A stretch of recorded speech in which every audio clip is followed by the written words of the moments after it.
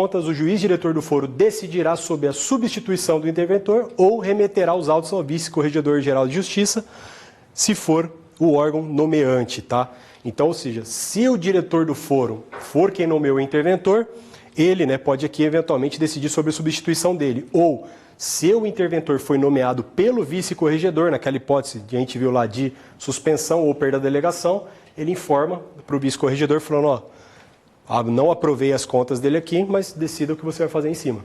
Ele simplesmente, ele julga essas contas e informa, remetendo os autos para o vice-corregedor, para que o vice-corregedor ele entenda se é caso de substituição do interventor ou não. As reclamações envolvendo a atuação do interventor deverão ser apresentadas por escrito ou reduzidas a termo, daquela forma oral, né, reduzida a termo, como a gente já viu lá atrás, ao juiz diretor do foro responsável pela unidade do serviço. Tá, então, cuidado. Aqui o parágrafo único diz, cumpre ao juiz diretor do foro elucidar os fatos e, fim da instrução, decidir sobre a substituição do interventor ou ainda encaminhar para o vice-corregedor, se este for o órgão nomeante. Cuidado que aqui a reclamação, embora, mesmo que tenha sido o vice-corregedor-geral da Justiça nomeado esse interventor, quem vai receber essas reclamações, eventualmente é o próprio juiz diretor do foro. Tá? Então, mesmo que foi o vice que colocou, ele recebe a reclamação, ele processa ela e, eventualmente, depois de elucidar os fatos, findando a instrução, ele decide sobre a substituição ou encaminha o expediente para o vice. Então, ele faz todo o procedimento à toa e encaminha para o vice-corregedor para que ele decida sobre eventual substituição ou não. Aqui, no capítulo 4, tá, a gente fala um pouquinho da direção do foro, tá? Aqui do foro judicial, lá no artigo 100, que na verdade a direção do foro ele traz essa função de fiscalização, enquanto, né, a gente vai ver um pouquinho mais à frente que a suscitação de dúvida não é deslocada para o diretor do foro, e sim para o juiz que tem atribuição da vara dos registros públicos. Aqui no estado de Santa Catarina é um pouco peculiar, tá? Porque não é a mesma figura que trabalha, né, com os dois sistemas. O da dúvida, que é um procedimento administrativo, e os demais procedimentos administrativos de natureza disciplinar.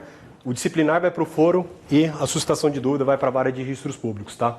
Então, muito cuidado que aqui tem essa diferença. A gente já vai dar na sequência aqui, acho que logo na sequência do 100, que chega no 107, fala de interino, entre o 100 e o 107 ele vai falar de, salvo engano, da questão da vara de registros públicos. Mas eu separei nos slides também para a gente dar uma olhadinha.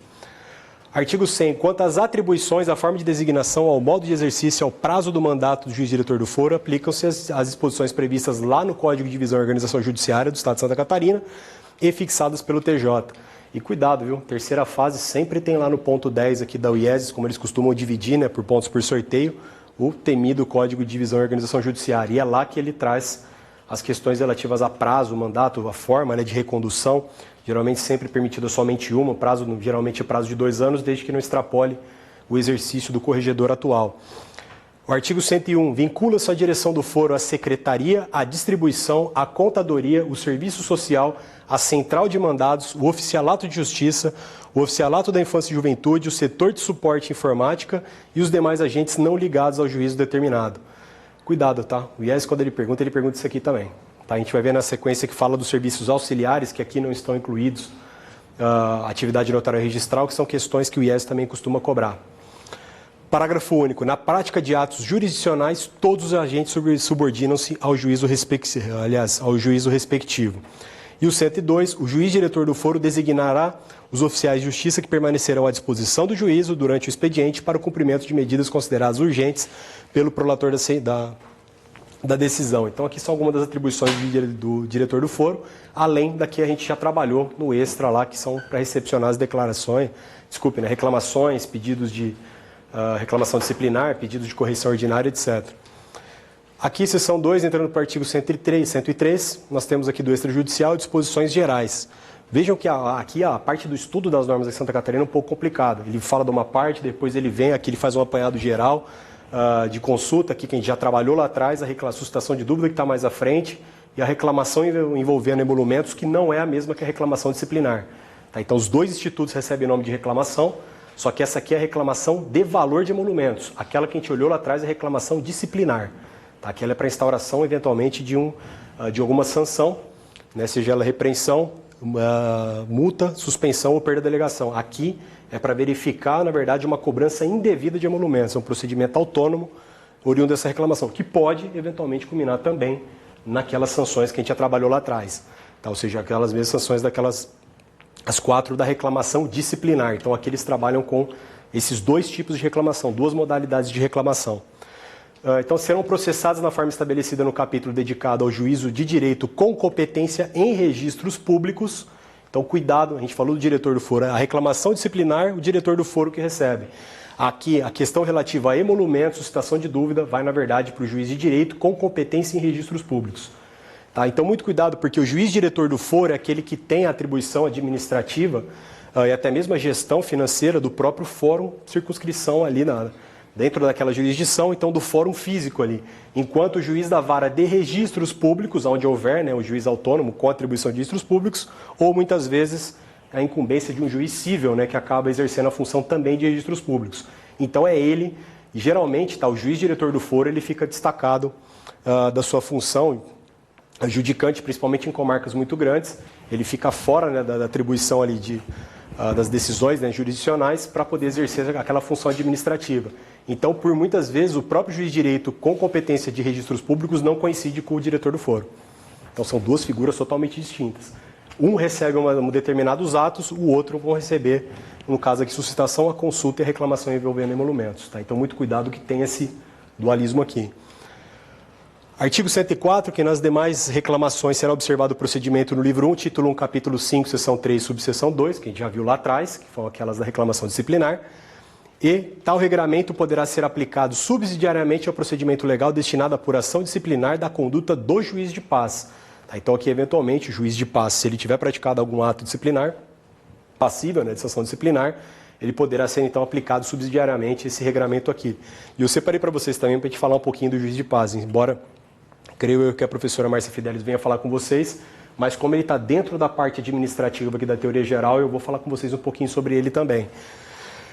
105. Pedido de providência acerca da morosidade no trâmite de procedimento voltado à apuração de irregularidade será apresentado inicialmente ao juiz condutor do feito, por escrito, que deverá impulsioná-lo no prazo de 5 dias úteis.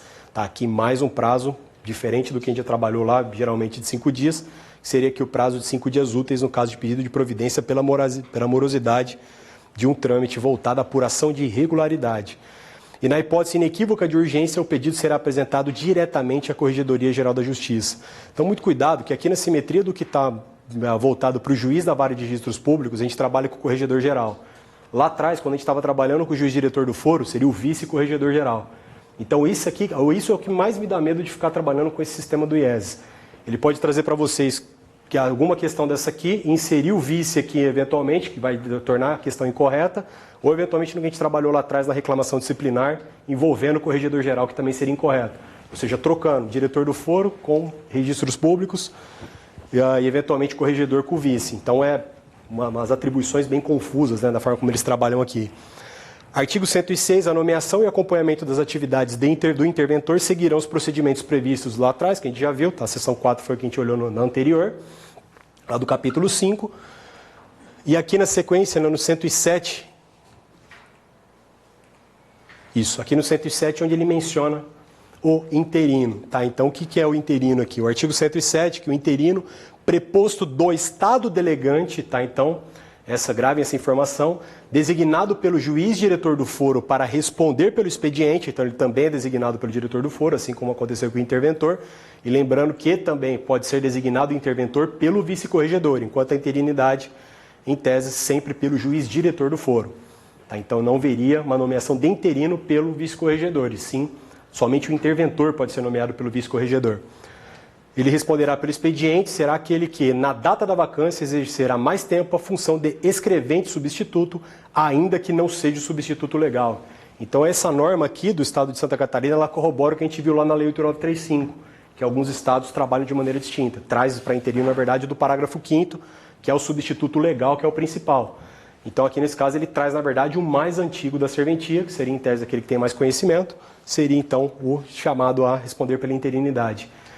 Na ausência do referido preposto, será designado o escrevente da serventia vaga e, na falta deste, um de outra unidade, todos preferencialmente com bacharelado em direito. Então, prefere-se dentro da própria unidade, eventualmente não tendo, trará então o escrevente de uma outra unidade. E cuidado, tá? Auxiliar também não. Tá? Então, o auxiliar lá que não pode também prestar o concurso com os 10 anos também, tem uma série de restrições aqui também, Pela nossa leitura, o auxiliar não pode ser interino, tá? Teria que ser obrigatoriamente algum escrevente. Parágrafo 2º, não será deferida a interinidade a quem não seja escrevente notarial ou registral, vedada a designação de parentes até o 3º grau, por consanguinidade ou afinidade, de juiz que esteja incumbido da fiscalização das serventias ou de desembargador do TJ. A mesma vedação que a gente viu lá atrás também para o interventor. Parágrafo 3º, também não será deferida a interinidade na hipótese em que ficar constatado nepotismo, favorecimento de pessoas estranhas